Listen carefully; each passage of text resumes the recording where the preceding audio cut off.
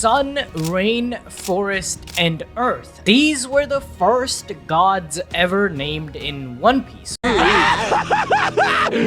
Finally! There's one more god we need to talk about, the god of the abyss or the devil himself. No. Since the Harley text confirmed the earth god and the forest god plus Luffy being the sun god in the final saga, it's only a matter of time before we learn more about the rain god who controls the weather and storms of the world, with the dragon having eaten the god fruit associated with it, as he has become the storm of this era. Then there is Bro appearing in Loguetown with the rain. Like, this man's first intro was in the rain, and the new opening confirmed that he struck Luffy's platform with lightning. Now, for a while, I have theorized that Dragon might have the rain god fruit model Amaru, a deity from Peruvian myth, since Dragon has a lot of similarities to South American revolutionaries from the 20th century, plus his tattoos have connections to Native American culture. In Inca mythology, Amaru is a huge dragon that dwells underground at the bottom of lakes and can be seen emerging from the gateway of the sun at Tiwanaku, Bolivia. This relates back to Dragon and how he too is the guardian of the gateway to the sun in Luffy. Amaru is also related to the underworld, the earth, and earthquakes. According to the myths, the Amarus have protective or destructive behavior, similar to how Dragon is seen as a destructive force who lays hidden underground against the world government whilst being the protective force for those who are oppressed. Just look at how the revolutionaries infiltrated Marie-Joie. They came from the underground. Amaru also symbolizes water, storms, hail, wisdom, and the rainbow. Just look at Ivankov. But it clearly is associated with the economy of water that irrigates the agricultural lands, symbolizing the vitality of water, which allows the existence of the Ayamara people. This again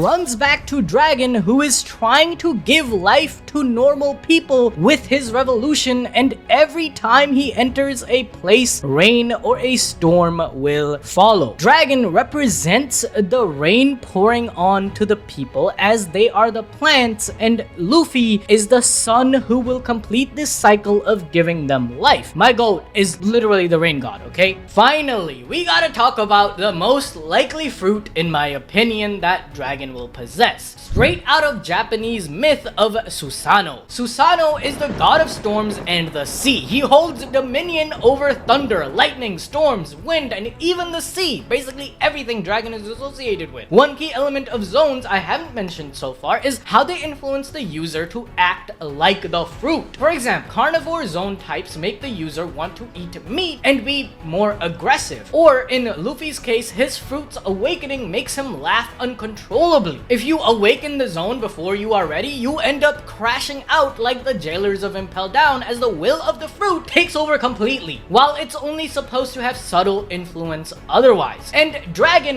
might have Susanoo to thank for his path in life of a revolutionary, because in Japanese myths, Susanoo defied the heavenly order, just like Dragon defies the celestial order in One Piece. Susanoo was also banished from the heavens by Izanagi, just as Dragon was exiled from the Marines after God Valley. Susanoo's whole gimmick in life is to defy the gods and to disturb the heavens and earth. Despite his wild rebellion side though, Susanoo also has a heroic role in Shinto lore, like defeating the sea serpent Yamato no Orochi to save an elderly couple's daughter. Due to these acts, although thrown out of heaven, Susanoo is revered by the people of earth and still worshipped as a kami, just like how Dragon with his revolutionaries frees nations who join their cause, starting the 8-Nation Rebellion against the Celestial Dragon. We know Oda likes to blend in bunch of different myths and cultures together for fruits and power, so I wouldn't be surprised if Dragon ends up having the Susanoo fruit either. Anyways, Monkey Deadbeat Dragon running with little Shanks in his arms, vowing to not let this boy die, as it's his redemption for being part of the God Valley mission, even though he didn't know at first. At the opposite side of the panel though is Eris carrying Blackbeard and running the other way. These two kids are witness to the same atrocity of God Valley. Yet they both take up two different paths in life. Blackbeard saw the world as nothing but a place that only takes from you, so he has no hesitations about imposing himself onto others. Why should he care about it and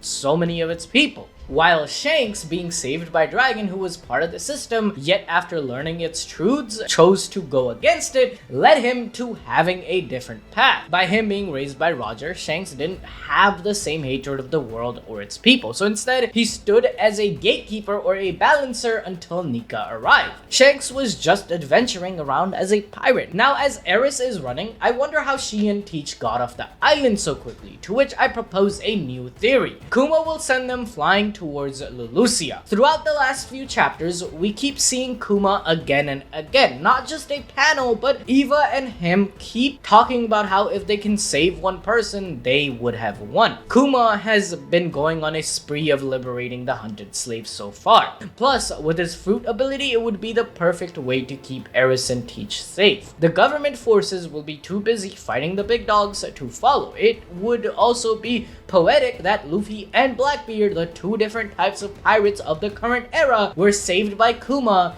sending them flying through the world. Plus, it's a future revolutionary fanning these flames. W Dragon. Now, moving on for a while, I have theorized that Dragon might have the rain god fruit model Amaru, a deity from Peruvian myth. In the Inca mythology, Amaru is a huge dragon that dwells underground at the bottom of lakes and can be seen emerging from the gateway of the sun at Tiwanaku, Bolivia. This relays back to Dragon and how he too is the guardian for the gateway of the sun in Luffy. Amaru is also related to the underworld, the earth, and earthquakes. According to the myths, the Amarus have protective or destructive behavior, similar to how Dragon is seen as a destructive force who lays hidden underground against the world government, whilst being the protective force for those who are oppressed. Just look at how the revolutionaries infiltrated Marie Joie. They came from underground. Amaru also symbolizes water, storms, hail, wisdom, and the rainbow. Look at Ivankov.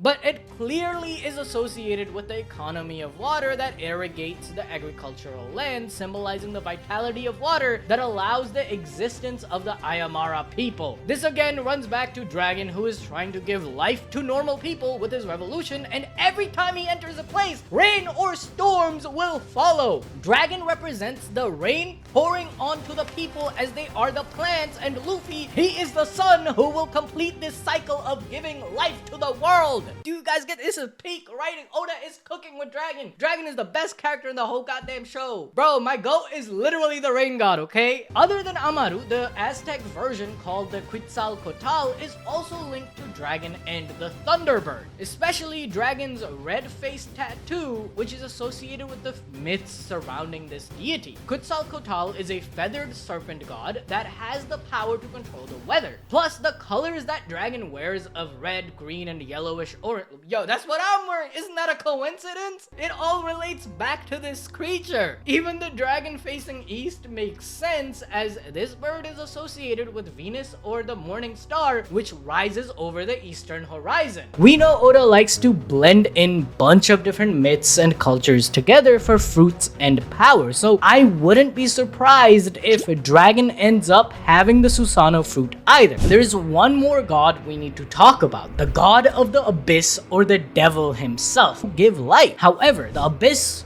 only takes. This is the power Imu wields, likely the god fruit called the Devil no Mi, having the power to suppress and oppress others' wills to make them do Imu's bidding. We see this firsthand with one of the strongest giants, Dory and Broggy. Not only that, but the mark the gods' knights use to travel literally is called the Mark of the Abyss. This abyss is likely a reference to the seafloor where there is no sunlight. Perhaps in the One Piece world, on the seafloor lies hell itself where devils roam, maybe a world of darkness itself from which Imu borrows power, because in Japanese this word for abyss can also suggest a link to hell for Imu. The abyss god is a divine figure representing the void and the erasure of liberation, where Luffy is explicitly revealed as the sun god Nika. Imu serves as the antithesis to this. The idea is that Oda structured the final saga's conflict conflicts around the different gods I mentioned this video, and an opposing abyss is about to consume them all. Imu's dominion from the empty throne mirrors this role, as he's the one god who sits above all others, hidden in the void, unseen yet absolute. One of Imu's recent actions showcases this. Bro wiped out Lulusia off the map, leaving nothing but absence, swallowing the land into the abyss. Honestly, I think I want to do a video revealing every single god fruit in One Piece, because this video was just me yapping about the named gods from Skypiea arc and the mural. So let me know if you guys want that every god fruit in One Piece video. In the meantime, watch this video on the Rocks Pirates instead.